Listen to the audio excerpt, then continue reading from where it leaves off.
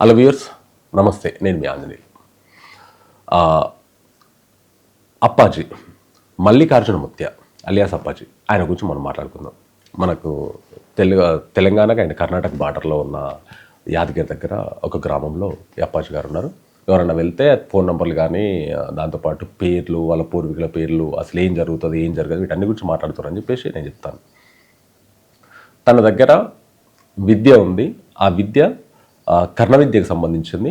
దైవశక్తితో సంపాదించాలి దాన్ని. అలా చూసుకున్నట్టయితే తను ఒకటే మాట అంటున్నాడు, ఎలాగా, నేను దేవుణ్ణి కాదు, దైవం వేరు, నేనేదో చెప్తున్నాను, మీరు దాన్ని మలుచుకోండి, అంటే మీ జీవన విధానంలో మలుచుకోండి.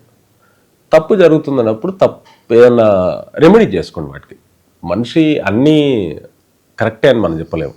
రెమెడీ చేసుకోండి. నేను దైవాన్ని కాదు, నా దగ్గర ఉన్న శక్తికి మీరు నా దగ్గరకు వస్తున్నప్పుడు నేను వాటికి ఏం జరుగుతుంది ఏం జరగట్లేదు, ముందు కాలంలో మీరు ఎలాంటి ఉండాలి, ఎలా నడుచుకోవాలి వాటి గురించి చెప్తున్నాను. నేను ఎగ్జాంపుల్ కూడా చెప్తాను. మన దగ్గర పరశ్రీ గారు కూడా ఉన్నారు. ఆయన ఎన్నో ఇంటర్వ్యూలు ఇవ్వడం సందర్భంలో ఉంది.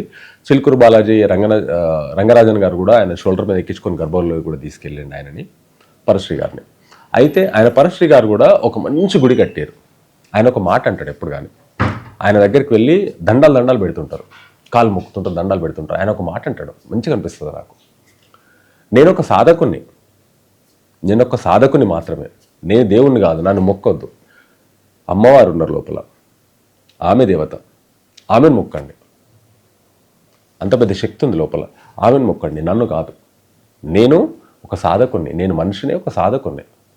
కానీ నేను మీకు ఏం చేయలేను, అమ్మని అంత చేసేది, ఆ జగన్మాతని అంత చేస్తుంది ఆయన చెప్తుంటాడు. అంత మంచిగా ఉంటుంది.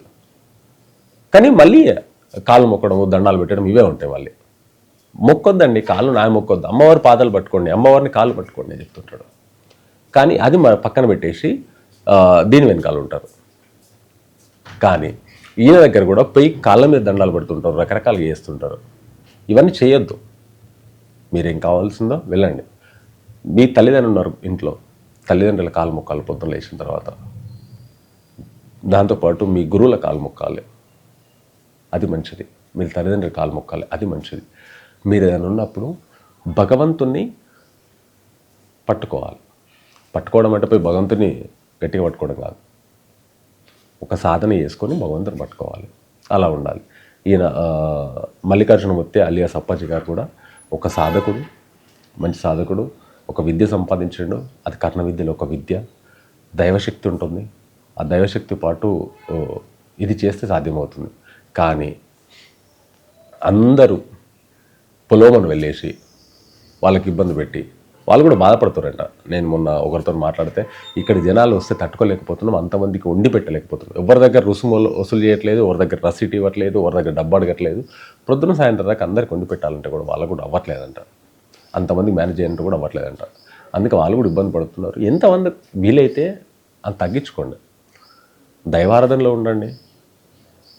చెడు జరుగుతున్నా సరే మంచి జరుగుతుంది, చెడు జరగబోతున్నా సరే మంచి జరుగుతుంది. దైవారాధన చేయండి, నిత్య దీపారాధన చేసుకోండి, ఇంట్లో నిత్య పూజ చేసుకోండి. టైం లేదు, పొద్దున ఆఫీస్కి వెళ్ళేటప్పుడు దారిలోకి ఏదైనా ఒక గుడి ఉంటుంది, గుడికి వెళ్ళి దండం పెట్టుకొని 2 అగరబత్తులు ముట్టించి శరణం నాస్తి అని చెప్పేసి కోరుకొని, అయ్యా దిక్కు అంతా నువ్వే అని చెప్పేసి ఒక దండం పెట్టుకునండి, అదన అయ్యాను. కానీ ఈ అప్పాజీ గారికి ఆ విద్య ద్వారా, సాధన ద్వారా ఆ విద్య లభించింది, సిద్ధించింది. దాని ద్వారా చెప్తున్నాడు. ఆయన ఏదో సడన్గా శక్తులు వచ్చేముండవు, అంటే వెనకాల చెప్తుంటుంది, చెవులో చెప్తుంటుంది, వాళ్ళు ముందట మనకు చెప్తుంటారు. ఏదైనా మన గురించి చెప్తుంది, ఏదైనా చెప్తుంది మన గురించి. ఆయన డబ్బు సంపాదించాలంటే ఆ శక్తిని పెట్టుకొని డబ్బు ఎంతో సంపాదించవచ్చు. ఆ డబ్బు సంపాదించే మార్గాలు కూడా చాలామందికి రకరకాలుగా ఉన్నాయి. అదే విద్య వాళ్ళ నాన్న దగ్గర ఉన్నప్పుడు వాళ్ళ నాన్న కూడా చంపేయడం జరిగిందంట. ఎందుకంటే ఏడనిధులు ఉన్నాయి, ఏడ నిక్షేపాలు ఉన్నాయి, అవి చూపిమని చెప్పి రకరకాల హింస పెట్టేవాళ్ళంట వాళ్ళ నాన్నని. వాళ్ళు అట్లాంటి తప్పుడుకు ఉపయోగించే వాళ్ళు కూడా ఉంటారు. ఇట్లాంటి తప్పుడు ఉపయోగించే వాళ్ళు వస్తారని చెప్పేసి మన తెలుగులో ఉన్న వాళ్ళు కూడా బయటకు రావట్లేదు. మన తెలుగులో కూడా నాకు తెలిసిన వాళ్ళకు ఇద్దరు ఉన్నారు, కానీ వాళ్ళు బయటకు రారు. ఎందుకంటే వీళ్ళతో టార్చర్ ఎక్కువ అవుతుంది. నిధులు ఎక్కడున్నాయి, నిక్షేపాలు ఎక్కడున్నాయి, ఏ బొక్కలు ఉన్నాయి, ఈ తిరిగే బ్యాచ్ ఒకటి ఉంటుంది. అంటే బ్యాచ్ రకరకాల బ్యాచ్లు ఉంటాయి, నిధులని అది తప్పు నాయనని. దాని వెనకాల పోవడమే తప్పు. ఆ నిధులు నిక్షేపాలను పోవడమే తప్పు. దాని వెనకాల వాళ్ళు వచ్చి వీళ్ళని హింస పెట్టడము ఇవి రకరకాలు ఉంటుంది. అందుకే వాటన్నిటికి దూరంగా ఉండే వీళ్ళు మన తెలుగులో ఉన్న వాళ్ళు కూడా బయటకు రావట్లేదు. ఆయన యంగ్స్టర్ కాబట్టి బయటకు ఏదో వీడియోల ద్వారా వచ్చిండు, ఆ లోకల్లో వచ్చిండు, జరిగింది. వాళ్ళ నాన్నకుంది, వాళ్ళ తాతకుంది ఆ విద్య. తను వాళ్ళ నాన్న వాళ్ళ తాతను వాళ్ళ నాన్న ఇచ్చినట్టుండు విద్య, గురుముఖత ఇచ్చారు, సాధన చేసిండు. అక్కడి నుంచి అంటే వంశపారంపర్యం అంటే ఆస్తి వచ్చినట్టు రాదు, వీళ్ళు కూడా సాధన చేయాల్సిందే. యుక్త వయసులో సాధన చేశాడు, తొందరగా సిద్ధించింది, లభించింది, అసాధ్యమవుతుంది. కానీ ఎవరు వెళ్ళి వాళ్ళని ఇబ్బంది పెట్టి మనం ఇబ్బంది పడడం కాదు.